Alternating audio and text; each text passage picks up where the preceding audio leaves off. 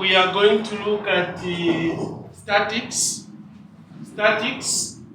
We started the story on the theory of statics, so we are going to briefly talk about it and proceed to what is needed to be done. So, under statics, we are looking at shear force, bending moments. Yeah, those are the ones involved. Then we have got standard beams and cantilevers and so on. So that is our chapter, statics. I'll first do the explanation.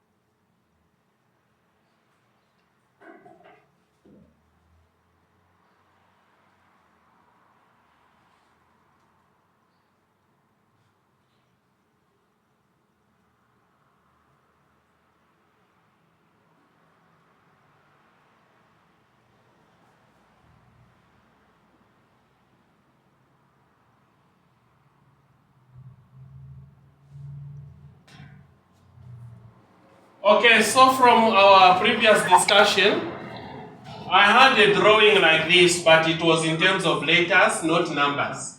So I'll say A, B, C. So at the end, we need to be able to do what? Shear force diagram and the bending moment diagram. But what we need to start with is the reactions. We need to solve the reactions. So how do we find the reactions? How do we find the reactions?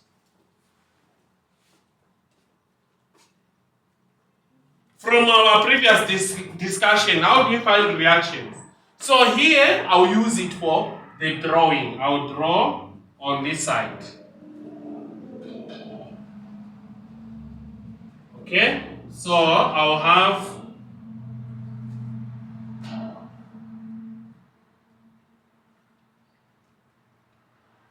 the shear force diagram here, and I'll have the bending moment diagram here. What I want is find what? R1 and R2. So, we start taking moments about C and solve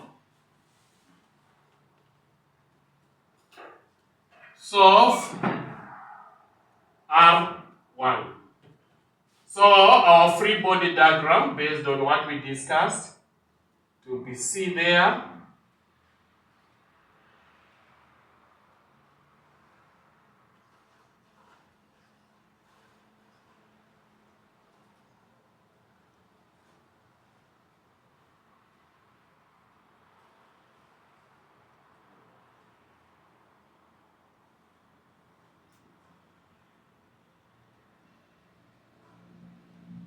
So this is our free body diagram.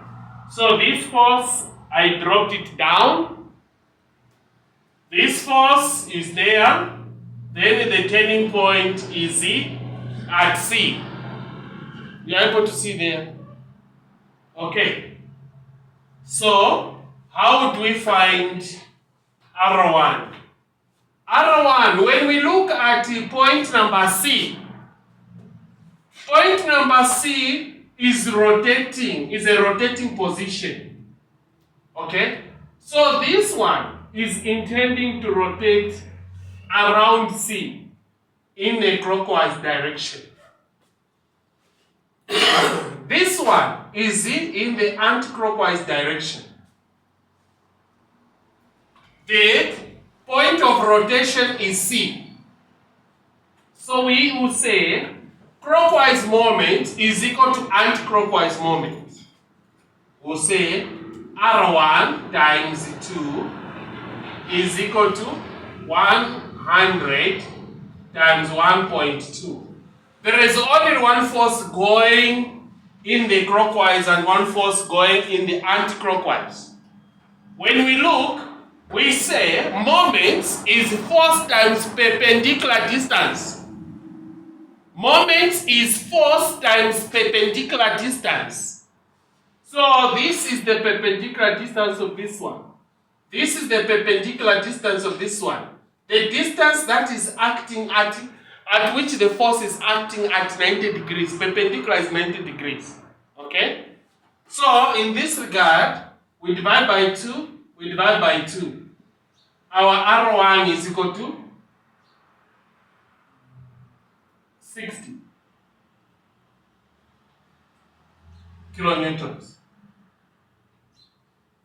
Is that clear? So R1 here is what? 60.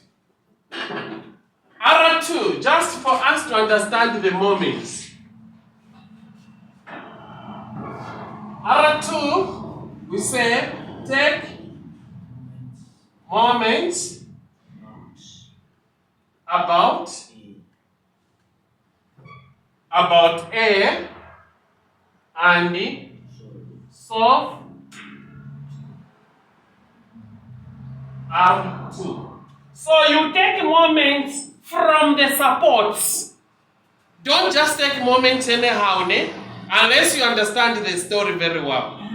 You take moments from the supports, either here or there. So when we took from here, we were solving R1. Now we are taking from here, we need to solve R2. Is that clear? Okay? So we have a diagram, free body diagram. R2, 2,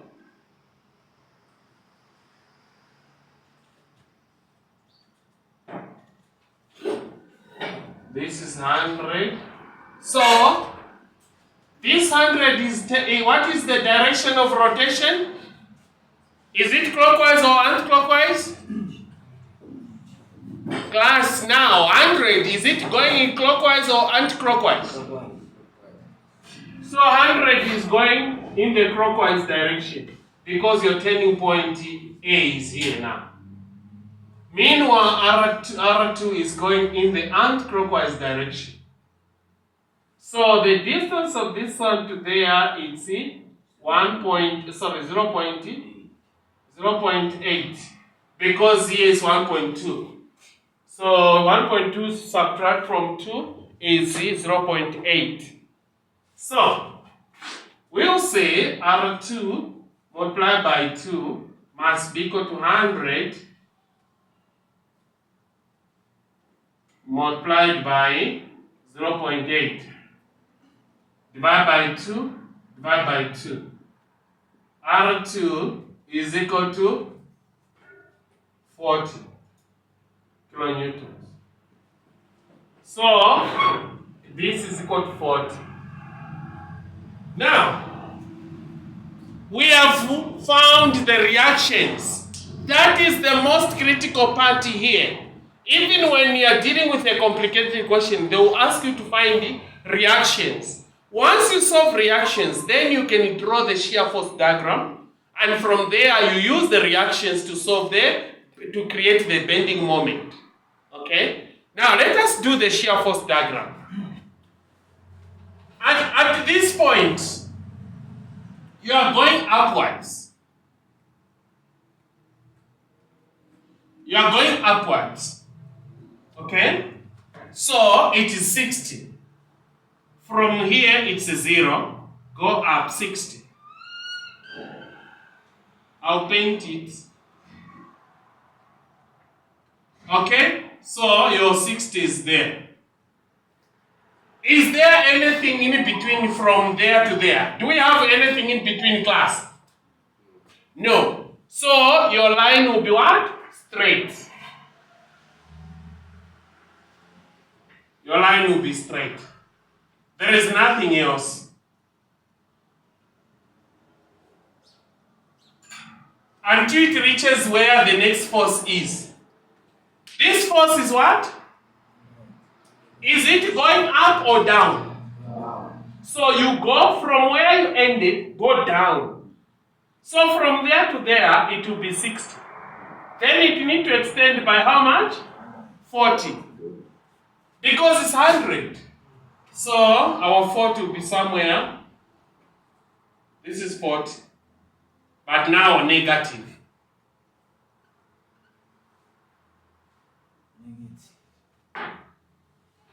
Yeah, not positive. Yeah.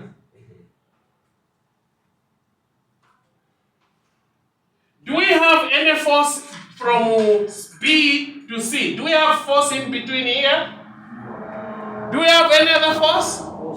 No. So, we draw what? Straight line.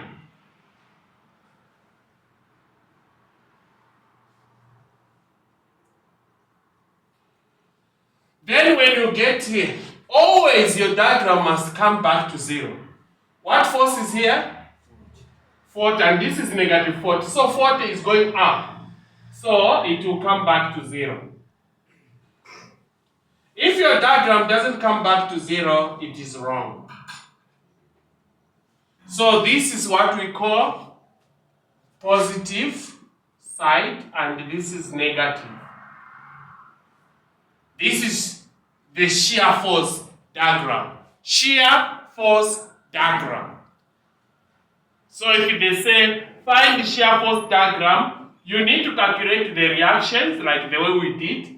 After you calculate the reactions, then if the arrow is going up, draw going up, so the amount given. Then if there is no force in between, draw a straight line.